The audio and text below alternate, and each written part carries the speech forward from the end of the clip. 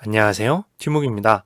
오랜만에 제가 노캠으로 찾아뵙게 되었는데요. 이번 주에는 녹화하는 요 당일에 살짝 좀 많이 상태가 안 좋아서 녹화를 어떻게 하지 생각을 하다가 지난주 10월 5주 차에도 휴방을 했기 때문에 그래도 이번 주에는 해야 된다라는 생각으로 노캠으로라도 녹화를 해서 업로드 편집까지 무사히 끝내자라고 생각을 해서 11월 1주 차는 노캠으로 오랜만에 진행을 해보도록 할 겁니다. 그러면 11월 1주차 이슈 하이라이트 바로 시작해 보도록 하겠습니다.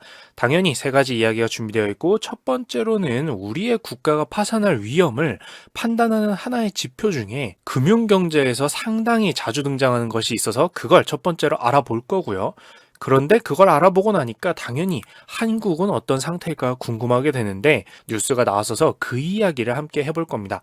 그리고 마지막으로 지금 전 세계가 가장 공포스럽게 여기는 것 중에 하나가 바로 우리가 일본이 되는 거 아니야? 인데요. 과연 이게 무슨 뜻인가? 뭐 또 방사능 얘기인가? 한번 자세히 알아보도록 할 겁니다. 그러면 첫 번째 이야기부터 출발해 보도록 하겠습니다. 당신의 국가가 파산할 위험인데요. 자, 국가가 얼마나 위험한 상태인가 아닌가를 판단하는 방법에는 무엇이 있을까요? 그 중에 가장 잘 알려진 것 중에 하나는 화면으로 표시되는 바로 CDS 프리미엄이라고 하는 것입니다. 약어를 풀어서 읽어보면 크레딧 디폴트 스왑이라고 하는 것의 약어로 CDS라고 하는 건데요. 이걸 한국말로 읽어보자면은 신용부도 스왑이라고 할 수 있습니다. 그리고 이 신용부도 스왑이라는 것의 프리미엄이라는 게 바로 국가가 파산할 위험을 판단하는 지표가 되어주기도 하는 건데요. 늘 그렇듯 단어 하나하나를 떼어놓고 풀어보면 전혀 어렵지 않습니다. 자, 첫째로 여기서 신용이라는 것은 뭘까요? 조금 쉬운 말로는 신뢰라고 할 수도 있을 거고 더 와닿는 말로는 믿음이라고 할 수가 있을 거예요. 경제 금융 이야기에서 갑자기 믿음 이야기? 라고 생각할 수가 있지만 사실 이 믿음이라는 것은 금융경제에서 굉장히 널리 퍼져 있는 개념입니다. 자, A라는 사람이 B라는 사람에게 돈을 빌려주고 B라는 사람은 1년 뒤에 이자를 얹어서 A에게 돈을 돌려줍니다. 이때 이 A와 B 사이에는 믿음이 존재해야 돼요. 신용이 존재해야 되는 거죠. 뭐냐면 1년 뒤에 이자와 함께 돈을 B가 갚을 것이라는 믿음, 신용이 있어야 됩니다.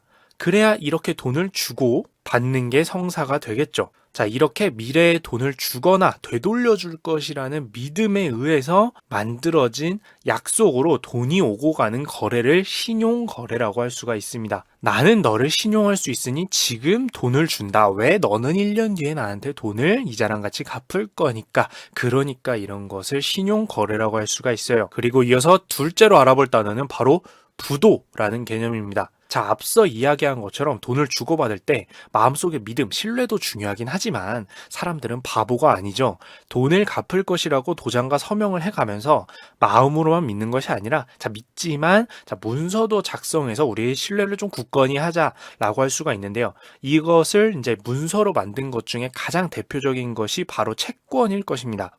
좀 예전 영상이지만 꾸준히 사랑받고 있는 제 채권 영상도 오른쪽 위에서 혹시 안 보셨다면 클릭을 해서 보시면 채권을 잘 이해하실 수가 있을 거고요. 어쨌든 이렇게 B가 A에게 돈을 갚을 것을 문서로 해놓더라도 절대 A가 잊어서는 안 되는 것이 있습니다.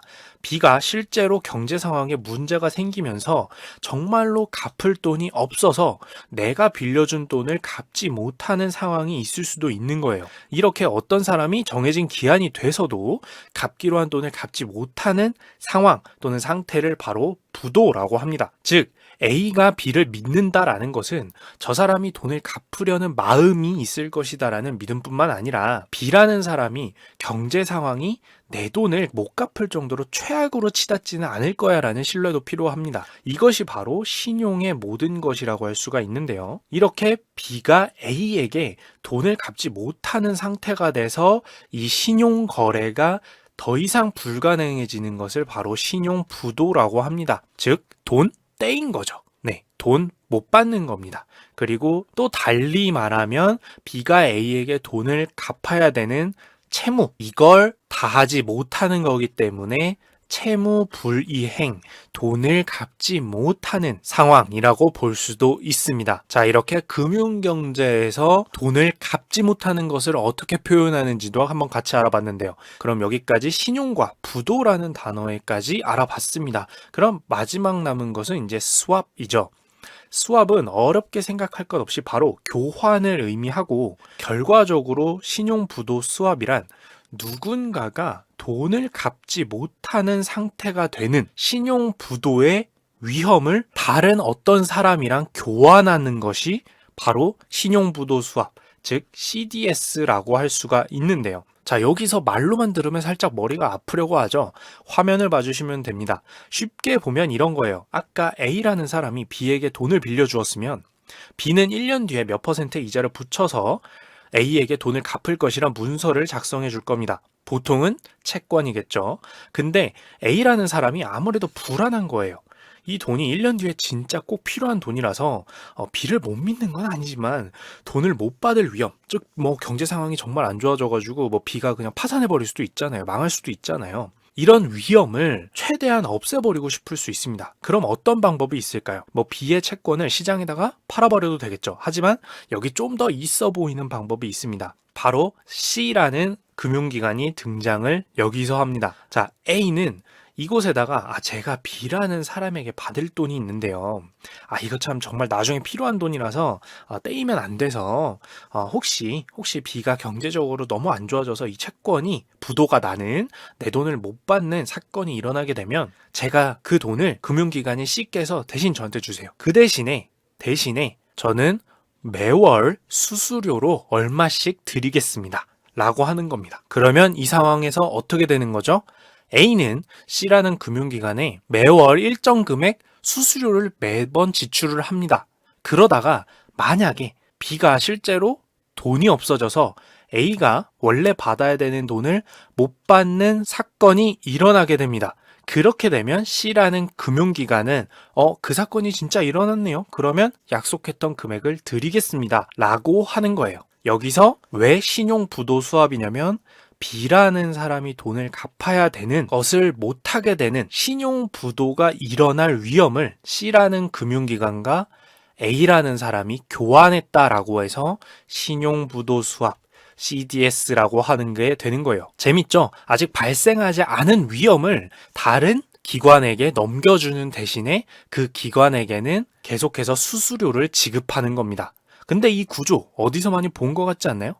어렵게 생각하지 마세요. 이건 바로 보험이랑 똑같은 구조입니다. 우리가 사건, 사고를 당할 위험이 발생할까봐, 그 위험이 발생했을 때는 치료비나 이런 큰 돈을 마련하기 어려우니까 평소에 조그만 보험료를 계속해서 내주고, 그러다가 그 사건, 사고가 실제로 내게 닥치면 보험회사가 나한테 보험금을 주죠. 그거랑 똑같은 구조다라고 생각을 하면 됩니다. 자, 근데 여기서 한 가지 더 알아두셔야 되는 거는, 자, A가 보험료처럼 C에게 주고 있는 이 수수료가 바로 신용부도수합 프리미엄, 즉 CDS 프리미엄이라고 합니다. 그러면 C 금융기관 입장에서 아직 B가 돈을 갚을지 어떨지 모르는 상황이라면 어떨까요?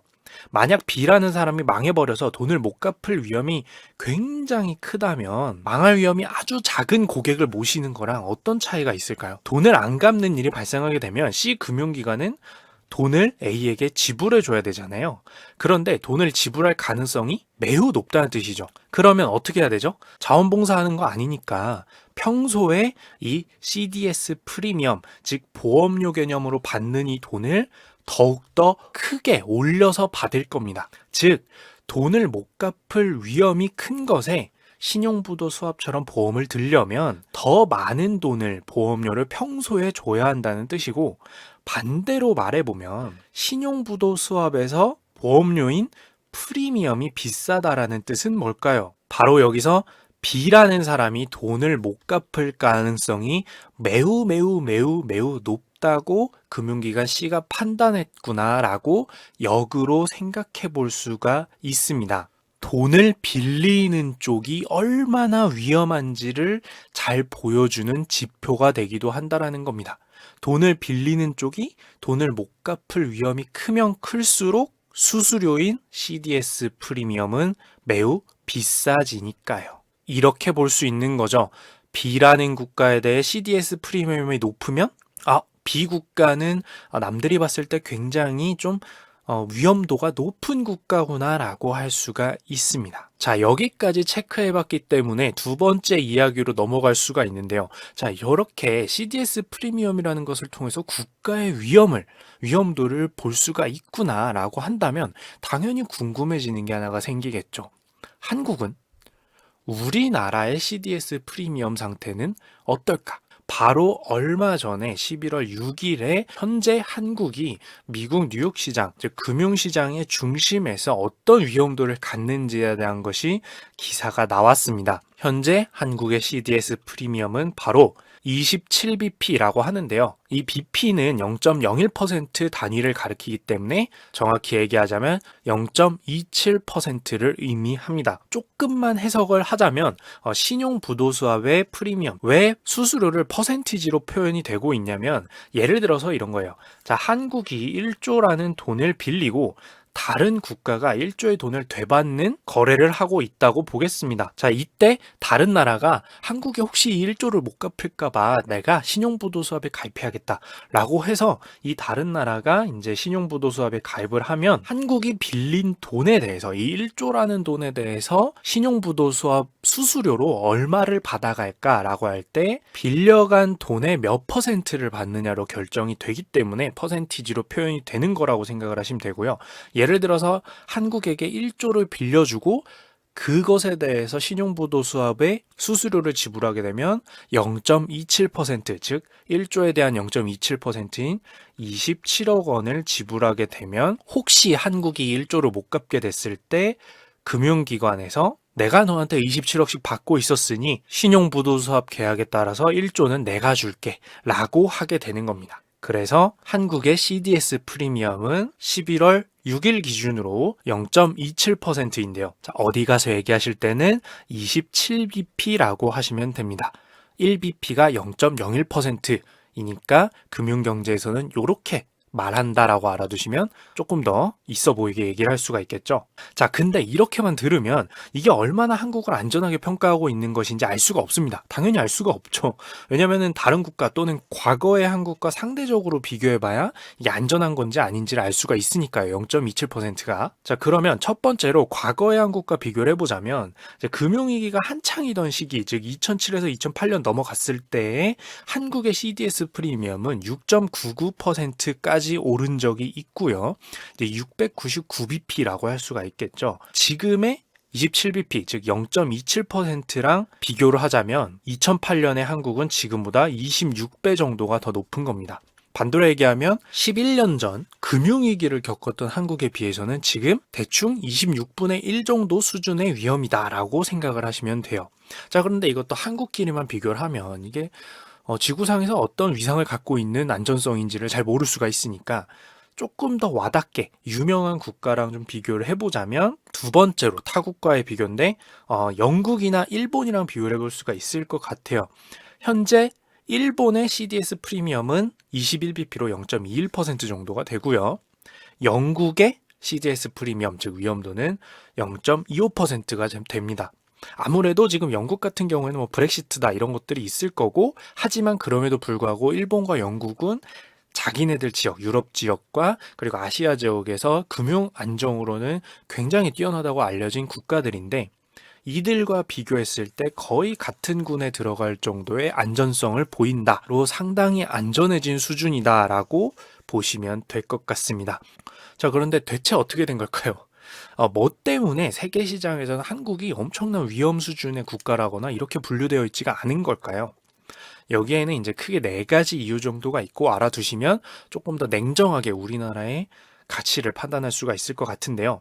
당연히 첫 번째로는 세계 시장의 영향을 많이 받기 때문에 최근에 세계 정세가 조금 안정되게 돌아가고 있다라는 게 영향이 있다고 보시면 됩니다. 예를 들어서 전 세계가 지금 금리 인상을 멈췄고 이제 금리 인하를 하느냐 마느냐만 하고 있죠. 얼마 전에 미국도 금리 인하를 했고요. 또한 미국과 중국의 무역 전쟁이 그래도 조금씩 합의를 하는 방향으로 가나라는 기대감이 있는 것도 작용한다라고 볼 수가 있어서고요.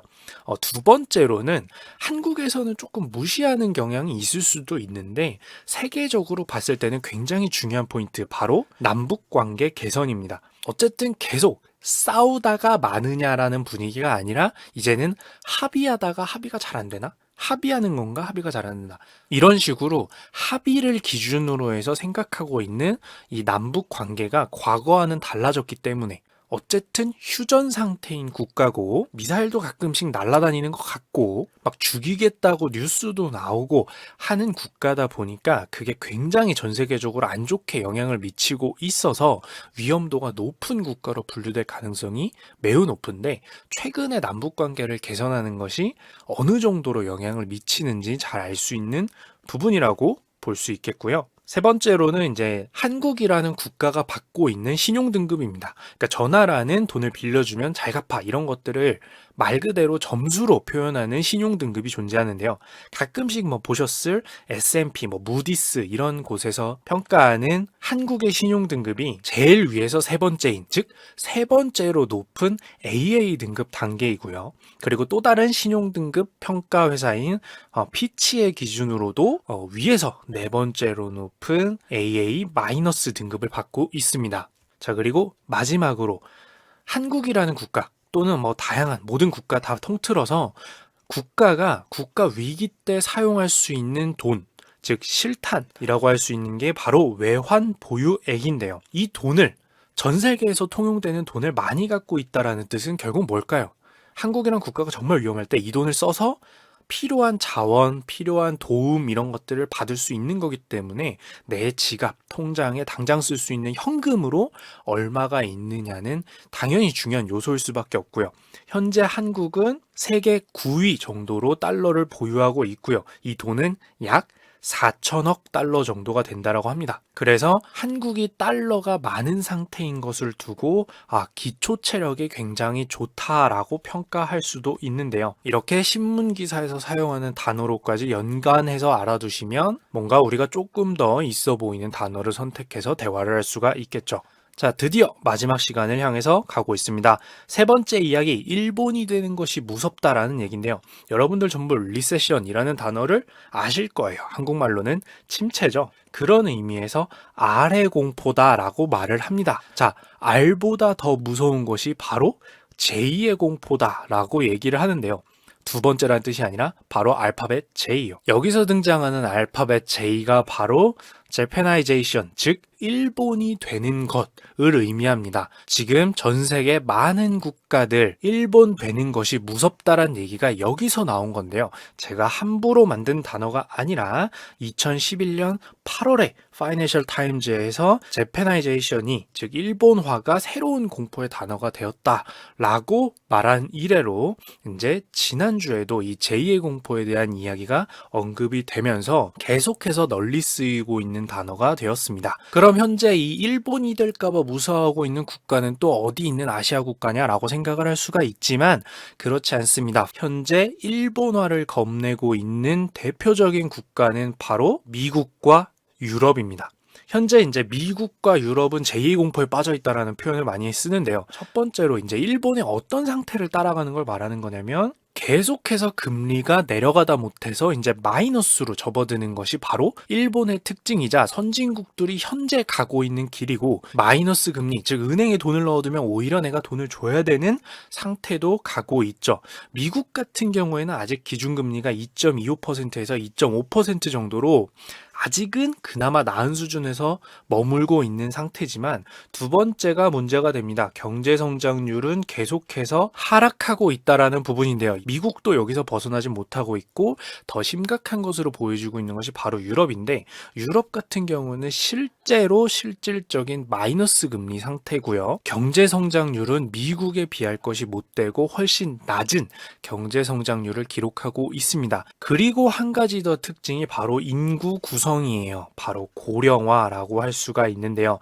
이 고령화가 어떻게 보면은 경제 성장률이 낮아지고 국가가 활력을 잃는 모든 모습의 바탕이라고도 할 수 있지만 고령화만의 문제는 아니다 라는 이론도 있기 때문에 여기서는 고령화도 하나의 특징으로만 다뤄보도록 하겠습니다. 근데 이건 제가 추가적으로 설명할 것이 없는 게 말 그대로 인구 구성상 노동 가능 인구가 계속해서 줄어들고 노령의 인구가 훨씬 더 많아지는 상태를 대부분의 선진국들이 또 겪고 있게 되면서 결국 이것들을 놓고 봤을 때 일본이 잃어버린 20년이 된 정말 힘들었던 그 시기를 선진국이 지금 다들 따라가고 있는 거 아니냐, 재패나이제이션 되고 있는 게 아니냐라는 용어를 쓰게 됩니다. 예를 들어서 고령화가 직접적으로 문제다라고 말하는 입장을 들어보면 일본 같은 경우가 이제 1991년을 기준으로 해서 노동이 가능한, 즉 고령이 아닌 인구가 최고점을 찍은 다음에 이 뒤로는 계속해서 감소되는 추세다 보니까 경제 활력도 잃고 쉽게 경제가 벗어나지를 못하는 모습을 보이고 있다라고 하는데, 중요한 건 1991년 이후의 일본의 모습을 대부분의 선진 국가가 따라가고 있다라는 게 문제라는 겁니다. 다만 이렇게까지만 얘기하고 끝내면 별로 얻는 게 없을 수 있으니까 조금만 더 추가를 하자면, 하지만 그러면 이 일본화를 극복하는 방법으로 그나마 언급되는 것은 무엇이냐인데요.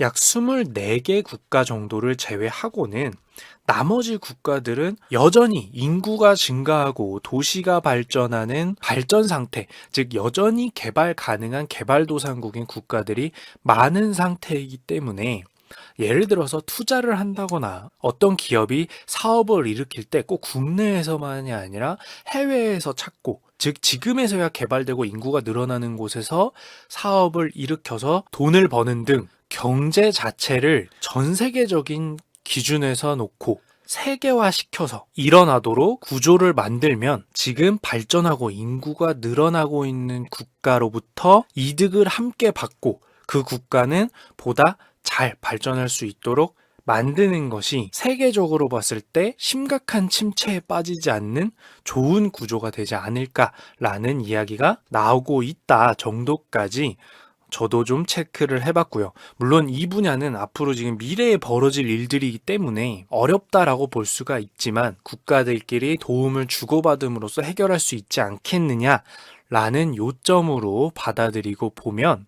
다양한 시각을 가질 수 있을 것 같아서 이야기를 가져와 봤습니다. 자, 그럼 여기까지 오늘은 이제 노캠으로 진행을 해봤는데요. 다들 감기 조심하시고요. 저도 감기 조심하도록 하겠습니다. 자, 그럼 여기까지 이상 티묵이었습니다.